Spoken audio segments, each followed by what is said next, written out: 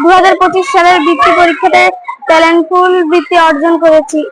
আর আমাদের স্কুলে ম্যাডাম খুবই আমাদের সাথে আন্তরিকতা করেছেন এবং আমাদের ভালো করে পড়িয়েছেন, যার জন্য আমরা ভালো রেজাল্ট করতে পেরেছি।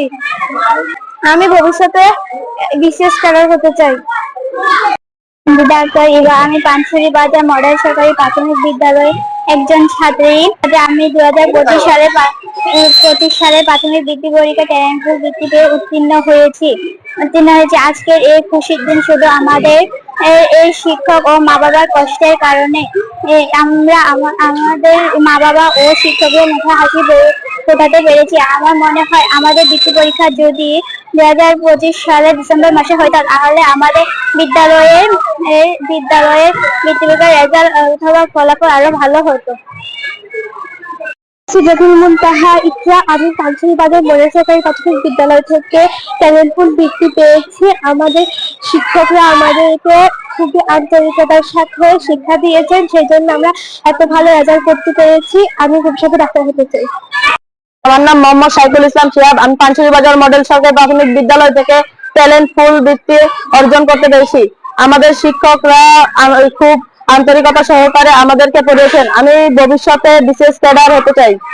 পানছড়ি বাজার মডেল সরকারি প্রাথমিক বিদ্যালয়ের পঞ্চম শ্রেণী বৃত্তি পরীক্ষায় ট্যালেন্টফুল অর্জন করেছি। আমাদের শিক্ষক আমাদের আন্তরিকতার সঙ্গে আমাদের অনেক সময় দিয়েছে, আমাদের অনেক গুরুত্ব দিয়েছে। আমি বড় হয়ে একদিন ডাক্তার হতে চাই। পানছড়ি বাজার মডেল সরকারি প্রাথমিক বিদ্যালয়ের ছাত্র অভিভাবক মোহাম্মদ বেলাল হোসেন। আমি এই পানছড়ি বাজার মডেল সরকারি প্রাথমিক বিদ্যালয়ে আমার ছেলে লেখাপড়া করেন। আমার ছেলে 2025 সালে বৃত্তি পরীক্ষা উত্তীর্ণ হয়েছে, ট্যালেন্ট পুলে উত্তীর্ণ হয়েছেন।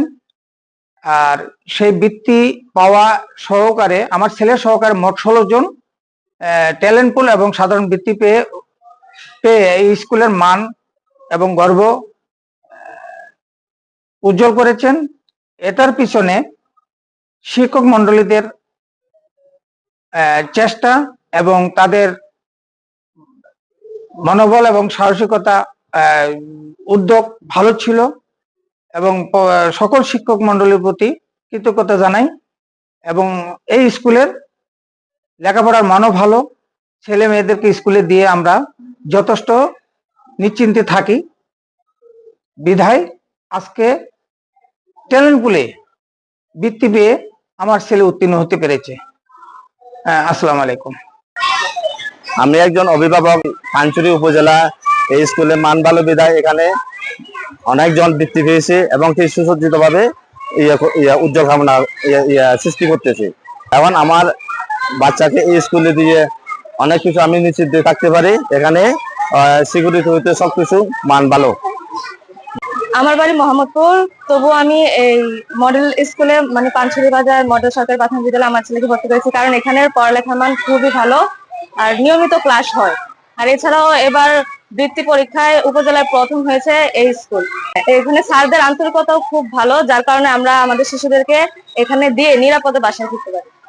আমি বিপাশা সরকার, প্রধান শিক্ষক, পানছড়ি বাজার মডেল সরকারি প্রাথমিক বিদ্যালয়। আমাদের 2025 যে বৃত্তি পরীক্ষাটা হয়েছে, ওইখানে আমাদের পরীক্ষার্থী ছিল মোট 25 জন।